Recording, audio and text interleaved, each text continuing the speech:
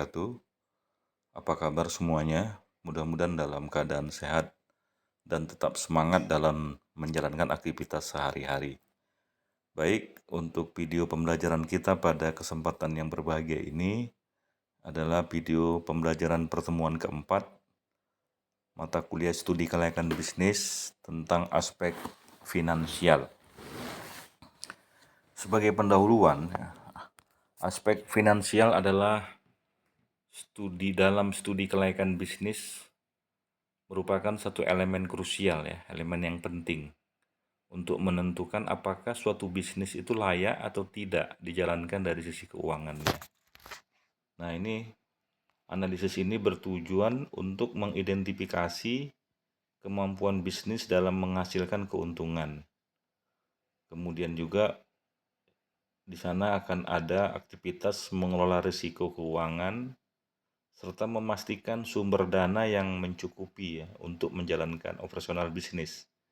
Kita tahu bahwa salah satu elemen faktor produksi itu adalah 6M-nya itu salah satu M-nya itu adalah money ataupun uang untuk menjalankan operasionalnya. Nah, dengan pemahaman yang baik mengenai aspek keuangan, tentu investor dan pemilik bisnis dapat mengambil keputusan yang lebih tepat. Apakah bisnis ini bisa tetap atau terus dijalankan, atau bisnis ini tidak bisa dilaksanakan begitu. Nah, dari sisi pengertian sendiri ya, aspek keuangan dalam studi kelayakan bisnis mencakup seluruh faktor yang berkaitan dengan perencanaan, pengelolaan, dan analisis keuangan suatu usaha. Jadi beberapa hal utama yang dianalisis dalam aspek ini meliputi pertama modal awalnya, kemudian biaya operasional, kemudian proyeksi pendapatan serta keuntungan yang diharapkan. Jadi ada 4 elemen penting ya. Yang pertama adalah modal awal, kemudian biaya operasional, yang kedua, sekali lagi yang ketiga adalah proyeksi pendapatan, yang berikutnya yang terakhir adalah serta keuntungan yang diharapkan. Nah, analisis aspek keuangan ini bertujuan untuk memastikan bahwa bisnis memiliki yang pertama itu apakah ada sumber dana yang cukup untuk beroperasi. Yang kedua adalah bagaimana membangun struktur biaya yang efisien ya. Ini penting ya, bahwa prinsip perusahaan itu adalah bagaimana efisien dan efektif ya. Kemudian berikutnya adalah potensi keuntungan yang layak gitu. Potensi keuntungan yang layak. Kemudian berikutnya adalah manajemen arus kas yang sehat untuk menjaga likuiditas bisnis. Jadi ada 4 ya, sekali lagi ya. Pertama, sumber dana yang cukup untuk beroperasi, kemudian struktur biaya yang efisien, kemudian potensi keuntungan yang layak, serta manajemen arus kasnya. Nah, kita mulai dari sumber dana. Sumber dana ini adalah asal-usul modal yang digunakan untuk memulai dan menjalankan bisnis. Nah, secara umum sumber dana ini terbagi menjadi 2 jenis utama. Jadi ada dana yang bersifat dari internal, tentu ya modal yang berasal dari pemilik bisnis itu sendiri ya. Apakah itu tabungan ya, atau memang laba yang ditahan, atau memang dari bisnis sebelumnya. Ini merupakan sumber dari internal pemilik bisnis itu sendiri. Kemudian yang kedua dari eksternal. Nah, ini artinya tentu modal yang diperoleh dari pihak luar ya. Apakah dia dalam bentuk pinjaman bank, investasi, atau memang dari penerbitan saham ya. Oke ya, jadi ada 3. Pertama, apakah dari pinjaman bank, apakah dapat investasi dari pemodal ventura, artinya investasi dari beberapa orang atau institusi yang bergabung untuk menjalankan sebuah bisnis, atau memang dari saham ya, apabila perusahaan itu sudah TBK atau terbuka. Kemudian pemilihan sumber dana bergantung pada berbagai risiko, tingkat risiko ya. Jadi pemilihan sumber dana bergantung pada berbagai faktor seperti tingkat risiko, kebutuhan modal, serta kapasitas bisnis dalam membayar kembali pinjaman atau memberikan keuntungan kepada investor.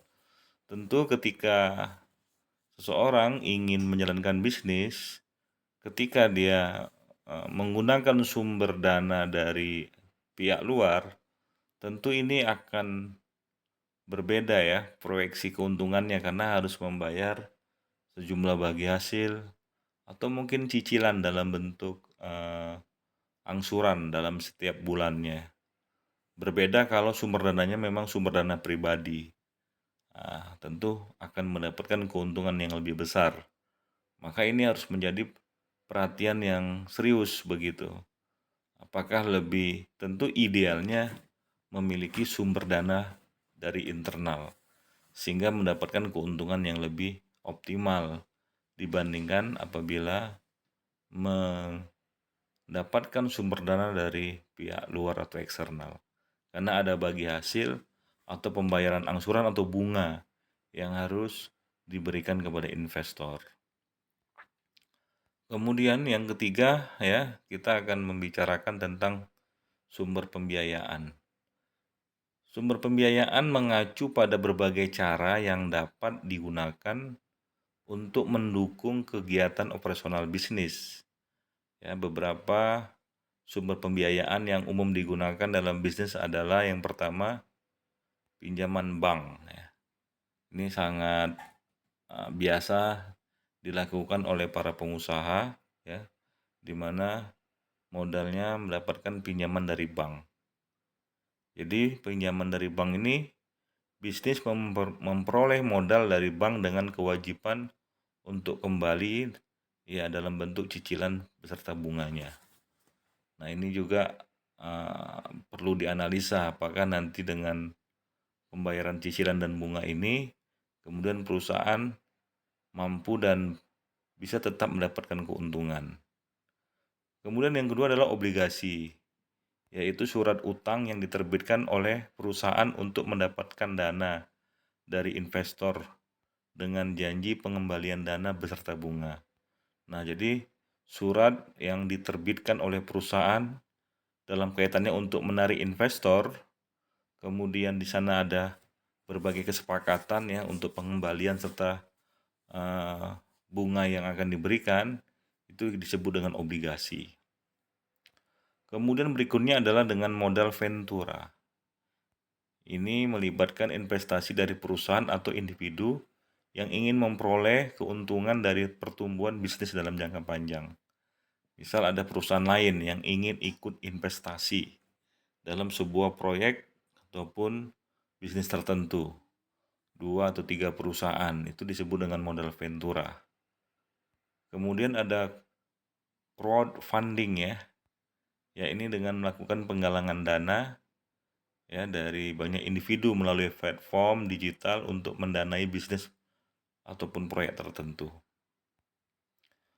Kemudian berikutnya adalah biaya kebutuhan investasi ya. Jadi biaya kebutuhan investasi mencakup seluruh pengeluaran yang diperlukan untuk memulai dan menjalankan bisnis. Biaya ini dapat dikategorikan menjadi pertama biaya investasi awal, yakni mencakup pembelian aset-aset seperti tanah, bangunan, peralatan, dan kendaraan operasional. Ya ini menjadi sesuatu yang itu harus disiapkan dari awal ya. Andaikan kita ingin membuat sebuah usaha kecil saja, ya berarti kan harus ada, sebutlah misalnya hanya sekedar membuat usaha laundry ya, tentu harus menyiapkan tempat ya, kemudian mesin ataupun mesin cucinya, kemudian peralatan untuk mencuci ya, kemudian harus menyiapkan pegawai. Nah, Ini semua kan harus disiapkan dari awal, apalagi bisnis yang lebih besar ya, seperti membuat pabrik ya. Ini tentu harus dipersiapkan secara lebih matang dan dengan perencanaan yang baik gitu. Nah, kemudian ada biaya operasional ya. Nah, biaya operasional ini nanti ada yang bersifat fix, ada yang bersifat fixed cost, atau biayanya itu tetap ya, seperti gaji karyawan, bahan baku, listrik, air, dan biaya-biaya lain ya. Ini biaya tetap namanya. Ada yang namanya variable cost. Ini bersifat sesuai dengan kebutuhan ya.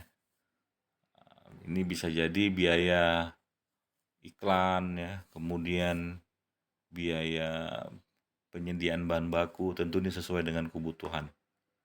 Atau biaya untuk maintenance ya, operasional mesin-mesin untuk bisa beroperasinya sebuah kegiatan bisnis, itu bersifat variable cost.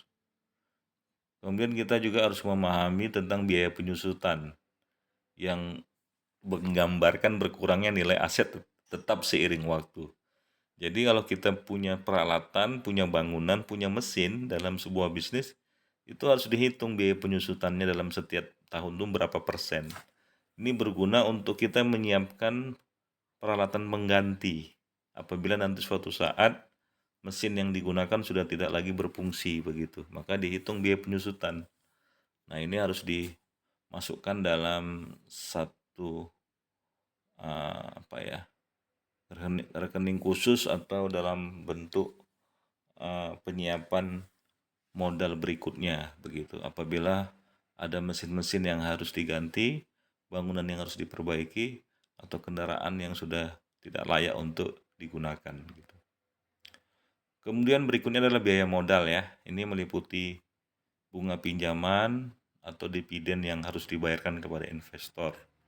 Jadi kalau ada investor berarti kan ada bagi hasil. Nah, ini masuk dalam biaya modal ya. Atau membayar cicilan kepada pihak perbankan dan bunganya. Jadi menentukan total biaya kebutuhan investasi sangat penting untuk menghitung modal yang dibutuhkan serta menentukan strategi pembiayaan yang tepat. Kemudian berikutnya yang kelima adalah arus kas atau kita sering sebut dengan cash flow. Jadi arus kas ini adalah laporan yang menggambarkan pergerakan masuk dan keluarnya uang dari suatu bisnis dalam periode tertentu. Jadi cash flow terbagi menjadi tiga jenis utama. Ada namanya arus kas operasional. Ini yaitu uang yang dihasilkan dari aktivitas bisnis untuk seperti penjualan produk atau jasa. Artinya arus kas ini tentunya diperoleh dari hasil penjualan produknya gitu. Apakah dia dalam bentuk barang ataupun jasa. Nah, namanya bisnis tentu kan ada produk yang dijual ya. Apakah barang atau jasa. Ketika masuk pendapatan dari penjualan barang atau jasa dari aktivitas bisnis yang ada, itu namanya arus kas operasional.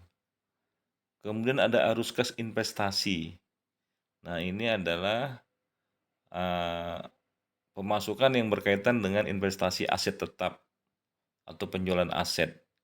Jadi tadi sempat saya sampaikan bahwa ada aset-aset yang mengalami penyusutan, ini bisa saja dijual kembali kemudian untuk diganti yang baik dan yang lebih baru ya. Ketika ada penjualan aset ya untuk digunakan kembali, itu disebut dengan arus kas dari investasi yang ada. Kemudian adalah arus kas pendanaan yang melibatkan aktivitas pendanaan bisnis seperti penerimaan modal dari investor dan pembayaran utang. Oke, kemudian nih arus kas yang sehat memastikan bahwa bisnis memiliki likuiditas yang cukup ya.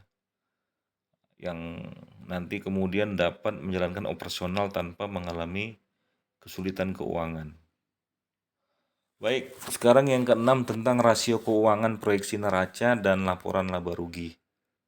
Jadi sebenarnya ini adalah materi yang berkaitan dengan manajemen keuangan ya dalam mata kuliah sebelumnya. Rasio keuangan digunakan untuk menganalisis kesehatan keuangan bisnis dan memberikan gambaran tentang profitabilitas, likuiditas, serta efisiensi operasional.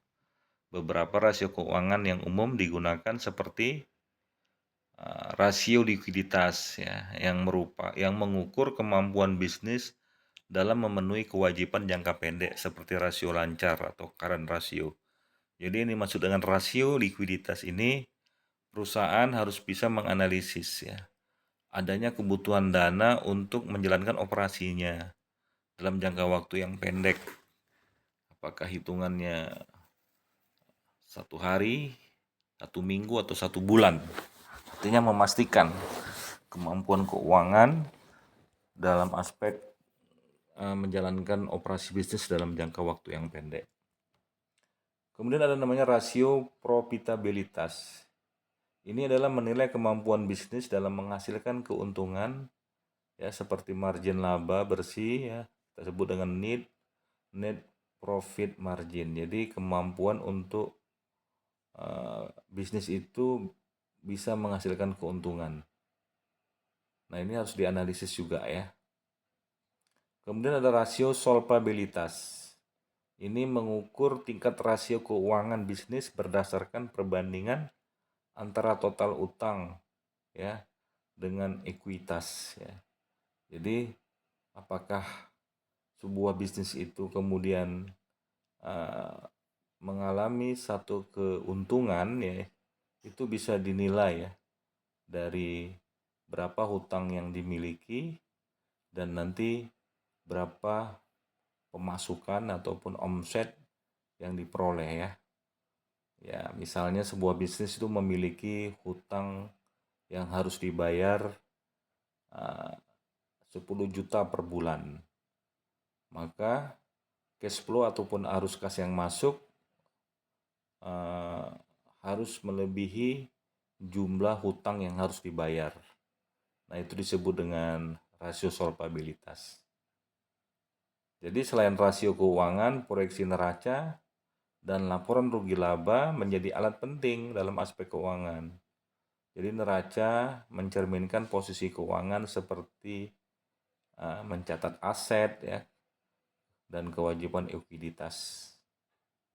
Sementara itu laporan laba rugi menggambarkan pendapatan, biaya, serta laba atau rugi yang diperoleh dalam periode tertentu.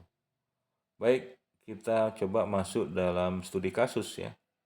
Analisis aspek finansial pada startup teknologi. Jadi sebuah startup teknologi bernama TechSolve ya, ingin meluncurkan aplikasi manajemen keuangan berbasis AI. Jadi sebelum memulai operasional, mereka melakukan analisis aspek finansial untuk menentukan kelayakan bisnisnya. Pertama, kita lihat dari sumber dana dan pembiayaan. Kemudian TechSolve mendapatkan modal awal sebesar 2 miliar yang didapat dari pendiri ya ataupun pemilik bisnisnya serta dari modal ventura atau dari beberapa orang atau institusi yang ingin bergabung untuk menjalankan bisnis tersebut. Nah, kemudian sebagian dari modal ini digunakan untuk membiayai pengembangan aplikasinya, pemasaran, serta biaya operasional selama 1 tahun pertama. Nah, kemudian biaya kebutuhan investasinya untuk memulai bisnis, TechSolve mengalokasikan dana untuk pengembang aplikasi sebesar 1 miliar ya.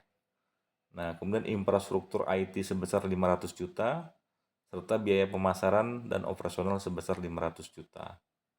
Kemudian analisis arus kasnya atau cash flow-nya. Dalam tahun pertama, arus kas TechSolve menunjukkan bahwa perusahaan mengeluarkan lebih banyak uang dibandingkan dengan pemasukan yang diperoleh dari pelanggan. Namun, dalam tahun kedua, bisnis mulai mendapatkan pendapatan dari langganan, ya, dari pelanggan yang semakin meningkat. Tentu iya, karena dalam sebuah bisnis, di tahun-tahun pertama adalah tahun-tahun di mana di masa sebuah bisnis itu mengalami apa yang kita sebut dengan pengenalan ya atau introduction. Jadi di sana harus ada kegiatan pemasaran yang lebih optimal dan melakukan satu upaya agar produk tersebut bisa diketahui pelanggan dan bisa dibeli Dengan demikian maka di tahun-tahun pertama biaya operasional itu akan semakin besar ya. Nanti di tahun berikutnya sudah ada pemasukan yang bisa untuk digunakan eh, digunakan untuk kegiatan-kegiatan yang bersifat operasionalnya begitu. Kemudian evaluasi rasio keuangan pada akhir tahun kedua. Kemudian Teach Solve mencatat rasio lancar yang sehat dengan total aset yang lebih besar dibandingkan dengan kewajiban jangka pendeknya. Kemudian laporan laba rugi menunjukkan pertumbuhan pendapatan yang stabil dengan margin keuntungan yang semakin meningkat seiring dengan meningkatnya basis pelanggan. Nah, itu adalah evaluasi rasio keuangan ya, di mana total asetnya itu sudah lebih besar dari kewajiban jangka pendeknya. Sehingga perusahaan menunjukkan pertumbuhan dan mendapatkan keuntungan dalam kegiatan bisnisnya. Kesimpulannya, berdasarkan analisis aspek finansial, TEDSolve dinilai layak untuk dikembangkan karena memiliki sumber dana yang kuat, strategi pembiayaan yang tepat, serta proyeksi keuangan yang menunjukkan potensi keuntungan dalam jangka panjang. Baik, ini daftar pustakanya, bisa dibaca. Demikian ya materi kita pada kesempatan ini.